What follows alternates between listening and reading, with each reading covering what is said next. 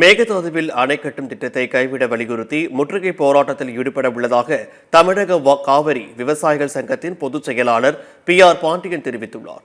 கர்நாடக மாநிலம் மேகதாதுவில் நாளை இந்த போராட்டம் நடைபெற இருப்பதாக அவர் குறிப்பிட்டார். உடனே மத்திய அரசு இதில் தலையிட்டு அணை கட்டும் முயற்சியை நிறுத்த வேண்டும் என்று வலியுறுத்தினார்.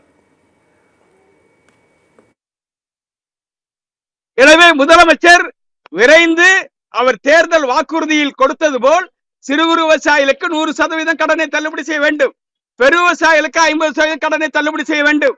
நிதி சுமை இருக்குமேயானால் நிதி சுமை தீர்கிற வரையிலும் கடன் இந்த அறிவிப்பு வெளியிட்டிருப்பது தேர்தல் அறிக்கைக்கு முரணாக இருப்பதால் நிறுத்தி வைக்க வேண்டும். நிதி சுமை சீரான பிறகு அவர் கடன் தள்ளுபடி அறிவிப்பை தேர்தல் வாக்குறுதியின் அடிப்படையில் நிறைவேற்ற வேண்டும். அதுவரையிலும் நடப்பு பருவத்திற்கு சாகுபடியை துவங்குவதற்கு விவசாயிகளுக்கு புதிய கடன் வழங்க வேண்டும். இது ஏற்கனவே நடைமுறையில் இருக்கிற வழிகாட்டுகிறதை நாங்கள் வேண்டுகோளாக வைத்திருக்கிறோம். இன்று கூட நிதியமைச்சர் அது குறித்து மறுபரிசீலனை இருப்பதாக தெரிவித்திருக்கிறார். முதலமைச்சர் விரைந்து அறிவிக்க வேண்டும் என்று வலியுறுத்துகிறோம்.